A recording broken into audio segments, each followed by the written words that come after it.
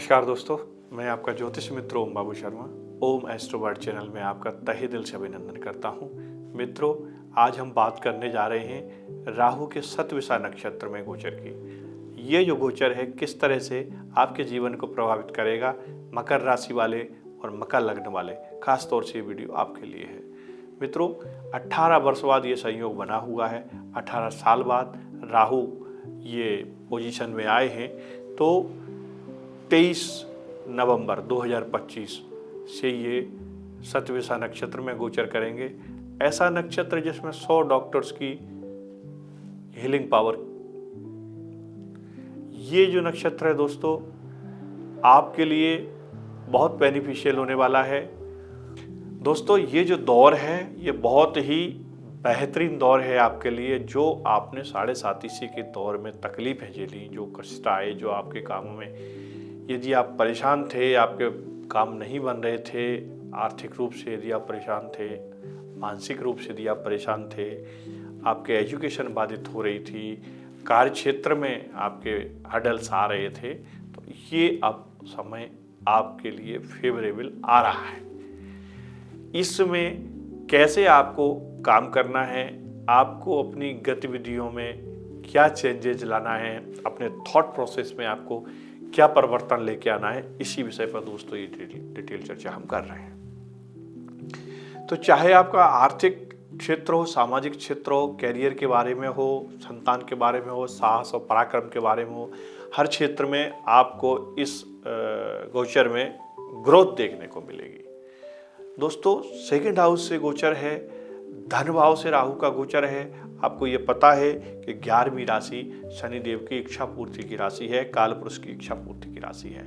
इच्छा पूर्ति की राशि से राहु का गोचर होना और धन भाव से गोचर होना कहीं न कहीं धन के लिए आपको एक से अधिक अन्यत्र सोर्सेज खोलने का काम करता है। इसके अलावा आपके परिवार में भी सदस्य संख्या में वृद्धि आपको देखने को मिलेगी। वो विवाह के माध्यम से हो या संतान उत्पत्ति के माध्यम से हो, आपका परिवार बढ़ेगा। साथ ही साथ जब यहाँ राहु बैठेंगे तो 5वीं दृष्टि आपके 6th हाउस पर डालेंगे।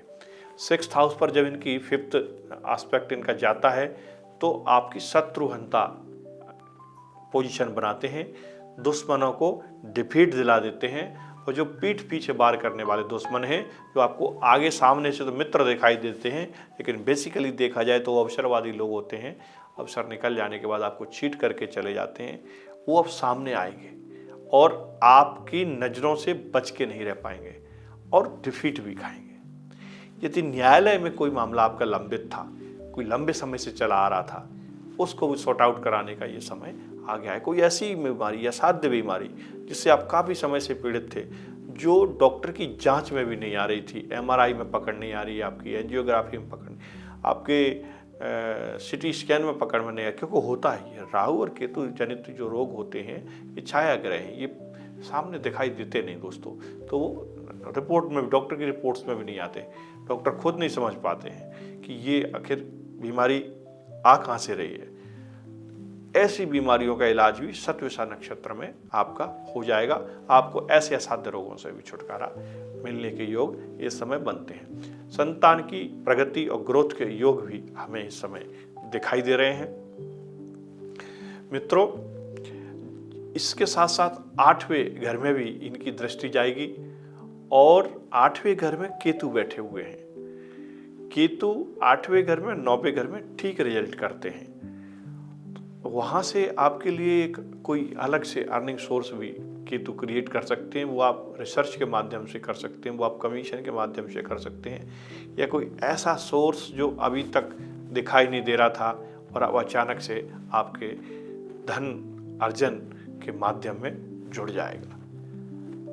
मित्रों, इस समय जो आपकी कंपटीशन की क्षमता है, जो आपका प्रतिस्पर्धा की क्षमता है, वो भी कहीं ना कहीं राहु बढ़ा देंगे। क्योंकि ये 6वें घर पर जब दृष्टि डालेंगे तो 6वें घर में आपके कंपटीशन इस से जो फाइट करने की स्किल है, जो आपकी डाउन हो गई थी, कहीं ना कहीं उसमें आपको ग्रोथ देखने को मिलेगी। यदि आप असफल हो रहे थे, बार बार प्रयास करके भी परीक्षा में पास नहीं हो रहे थे, तो ये समय आपको पास करा देगा।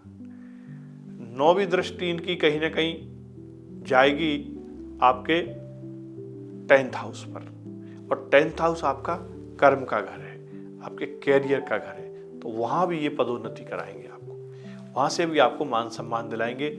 यदि आप लीडरशिप वाला काम करते हैं, आपके टीम लीडर हैं, कोई सेल्स या मार्केटिंग में है या IT क्षेत्र में है, तो आपको ये बहुत बेनिफिट मिलने वाला है। मेडिकल के क्षेत्र में भी यदि आप हैं दोस्तों, तो भी ये अवसर राहु का शतभिषा नक्षत्र में जो गोचर है, ये अवसर आपके लिए सोने में सुहागा देने वाला गोचर है। क्योंकि राहु और शतभिषा ये जो कॉम्बिनेशन है, ये मेडिकल के लिए और IT के लिए बहुत अच्छा है। या कुछ ऐसे हम कमिटमेंट कर देते हैं जो फुलफिल होते ही होते हैं इस नक्षत्र में, तो उस दृष्टिकोण से भी अच्छा है।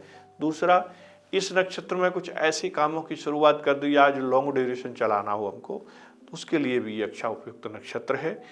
यदि मित्रों, ये हमको बहुत अच्छी हीलिंग पावर देता है। इस दौरान यदि हम किसी की हीलिंग कर पाते हैं, किसी को अच्छी एडवाइस दे पाते हैं, परामर्श दे पाते हैं, सलाह दे पाते हैं, किसी की मन स्थिति को पढ़ के उसके साथ 10 मिनट बिता के और उसको यदि हम सही सलाह देते हैं, तो वो भी एक तरह का देखा जाए ट्रीटमेंट ही है। तो जब मकर में राहु का 2nd हाउस से गोचर होगा, तो आपकी वाणी को प्रधानता मिल जाएगी, आपकी वाणी को वजन भी मिल जाएगा। तो उस वाणी के माध्यम से आप दूर बैठे होकर भी लोगों को मोटिवेट कर सकते हैं, उनको सही दिशा, सही राह दे सकते हैं। मकर राशि वालों, जैसे आप इमोशनल व्यक्ति हैं, आपकी भी जो नक्षत्र हैं वो भी कुछ इसी तरह के हैं।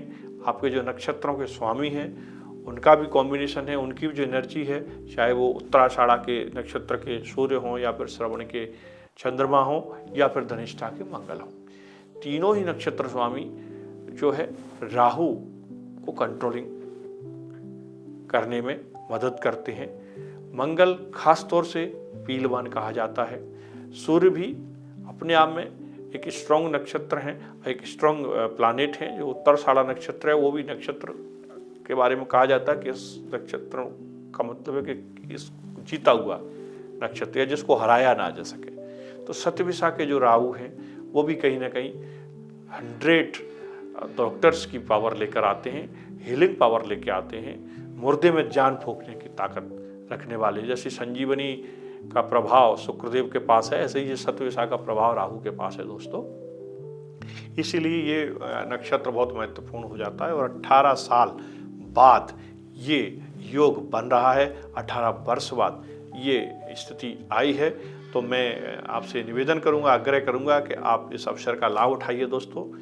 अगर आपको लगता है कि मेरे द्वारा इस वीडियो के डिटेलिंग में, विश्लेषण में कोई ऐसा पॉइंट है जो छूट रहा है, आप मुझे कमेंट्स में लिखकर बता सकते हैं। हम कोशिश करेंगे आपको आपके प्रश्न का उत्तर देने के लिए, आपकी समस्या का समाधान करने की। मित्रों, चैनल को सब्सक्राइब नहीं किया हो तो इसको सब्सक्राइब जरूर करें। चैनल को बेल आइकन बटन दबाएं, जिससे आगे आने वाले जो वीडियो हैं उनको नोटिफिकेशन भी आपको मिल सकेंगे। मेरे मकर राशि वाले साथियों, मकर लग्न वाले साथियों, आपका बड़ा ही स्नेह और प्यार अभी तक हमको मिलता रहा है। हमारे जो सब्सक्राइबर हैं बहुत बड़ी संख्या में मकर राशि वाले हैं। बहुत अधिक वीडियो भी मेरे पास, कुंडलियाँ भी मेरे पास मकर राशि वालों की आती हैं और उनके साथ हम उपयुक्त डिस्कशन भी करते हैं, सही दिशा निर्देश भी देते हैं। यदि आपको भी कुछ ऐसा लगता है या ज़रूरत है तो आप व्हाट्सएप नंबर पर हमसे संपर्क कर सकते हैं। मिलते हैं दोस्तों अगले वीडियो में अगले विषय के साथ। तब तक के लिए नमस्कार, जय हिंद दोस्तों।